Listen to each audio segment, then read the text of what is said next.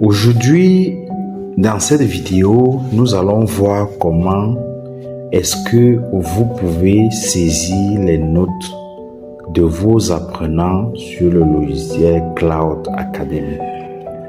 Alors, pour le faire, vous devrez vous rendre dans le module Académie et cliquer sur Évaluation.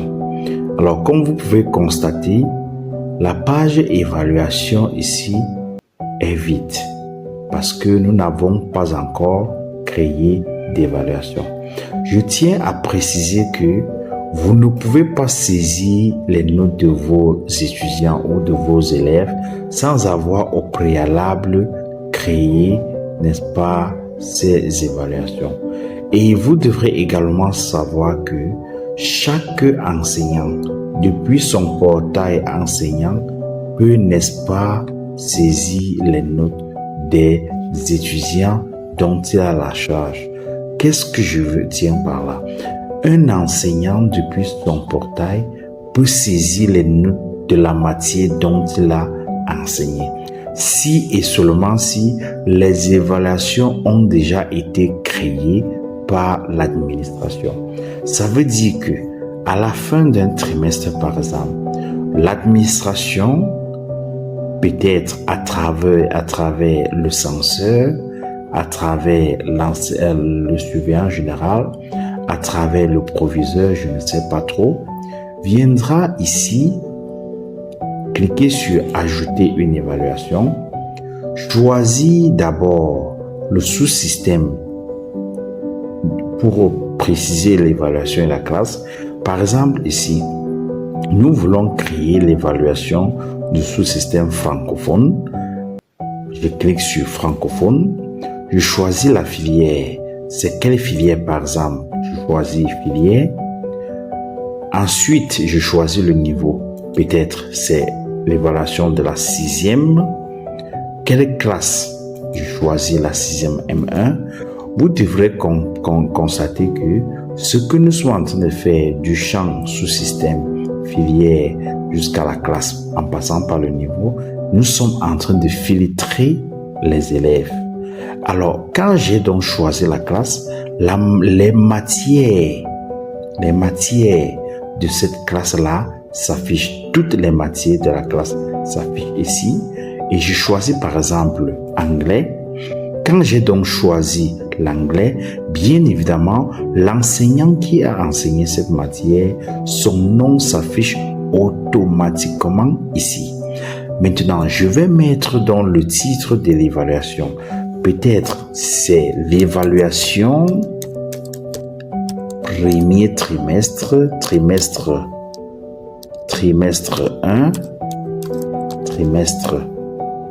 1, anglais, par exemple.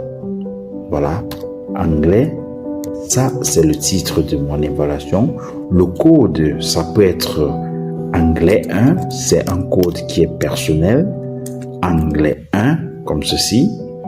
Et puis je mets la description de l'évaluation ici. En quoi a consisté cette évaluation? Je décris.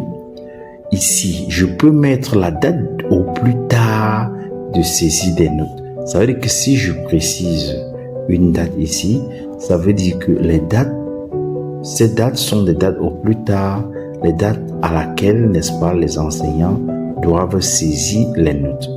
Ici, cette évaluation que je suis en train de créer, c'est pour quel trimestre? Je choisis, ici, je clique, je choisis premier trimestre par exemple, et nous savons très bien que plus généralement, le trimestre 1 a deux évaluations, évaluation numéro 1 et l'évaluation numéro 2. Ça veut dire que pour ce premier trimestre, je dois choisir entre l'évaluation numéro 1 et l'évaluation numéro 2. Alors, le statut va rester planifié parce que une fois les notes sont saisies, automatiquement le statut change et passe à effectuer. Donc, une fois j'ai rempli tout mon formulaire, je dois donc cliquer sur enregistrer. Vous voyez donc que mon évaluation est enregistrée. Maintenant, je peux saisir ou l'enseignant peut saisir les notes de cette évaluation. Et pour cela, on peut maintenant se rendre dans le champ, c'est l'onglet saisie des notes, et filtrer également, puisque nous souhaitons saisir les notes de la sixième qui est un sous-système francophone, filière, comme nous avons dit, bâtiment, le niveau c'est la sixième, ici la classe c'est la sixième M1, je choisis comme ceci. Alors le trimestre également, nous avons dit que c'était le trimestre 1, l'évaluation c'est la première évaluation. C'est quand je fais comme ceci que les matières se filtrent, c'est-à-dire les champs que vous voyez se filtrent en cascade en fonction, n'est-ce pas, de ce que vous avez sélectionné. Par exemple, quand je vais sélectionner la matière anglais, les évaluations qui s'affichent ici ne sont que des évaluations d'anglais.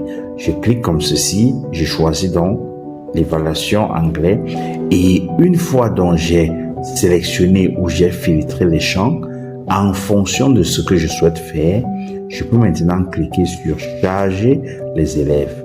Vous voyez que les élèves de cette classe qui est la 6e M1 sont préchargés ici et donc je peux saisir leurs notes.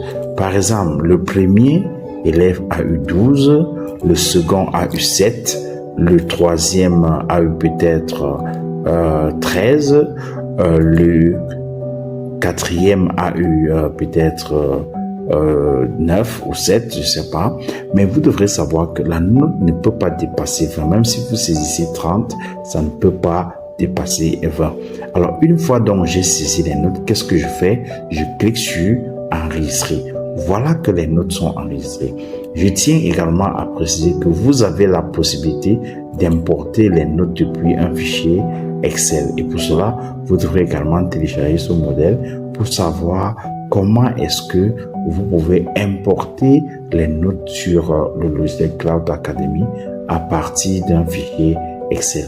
Mais pour le moment, nous n'y sommes pas encore.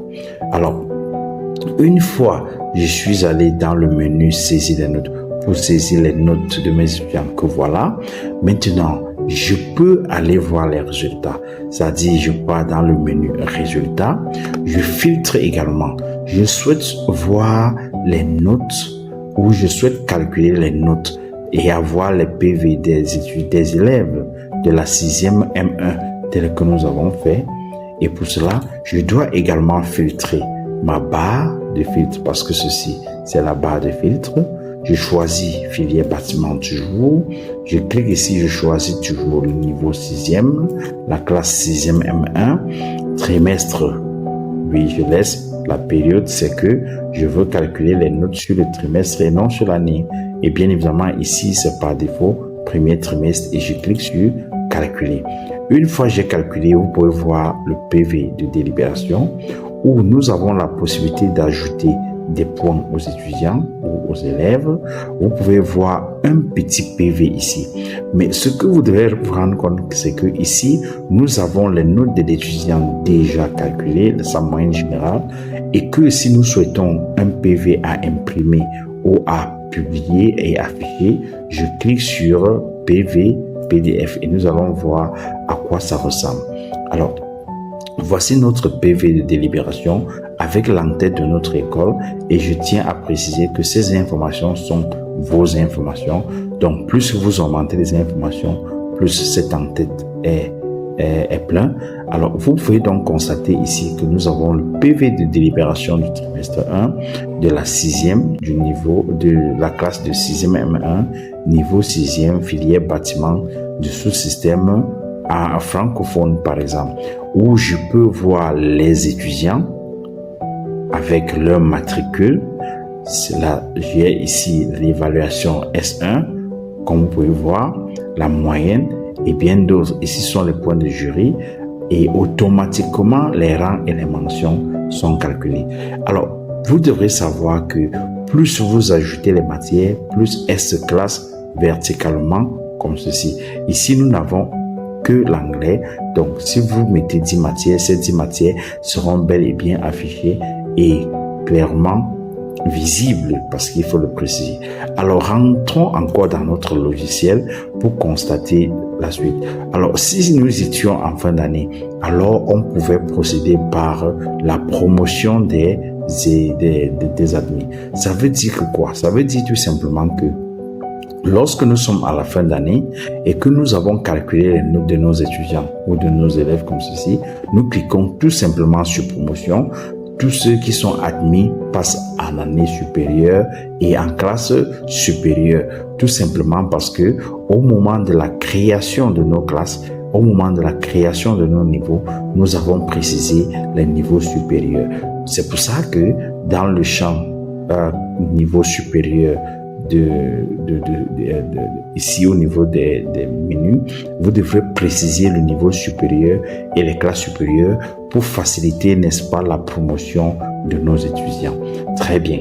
Nous avons également l'onglet statistiques qui nous permet, n'est-ce pas, de connaître les statistiques de tous nos résultats.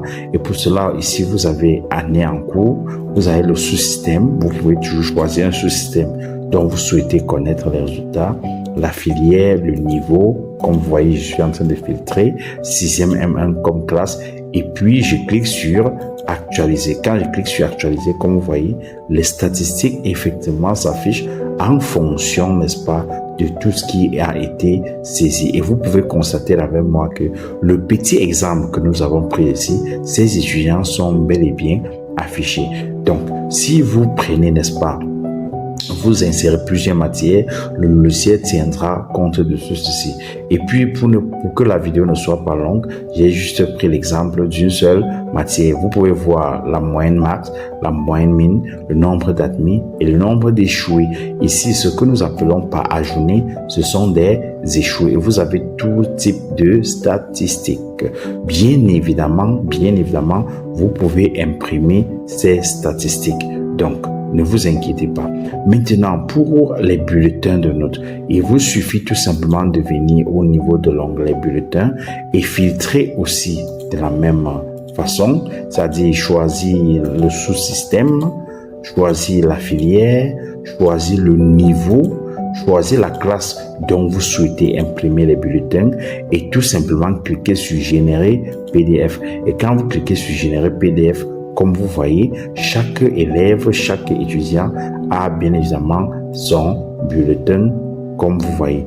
Voici un exemple de bulletin que nous pouvons avoir sur Cloud Academy. Vous voyez l'entête de l'école avec les notes de l'étudiant. Bon, ici, nous n'avons qu'une seule matière. C'est pour ça que vous n'allez pas voir grand chose.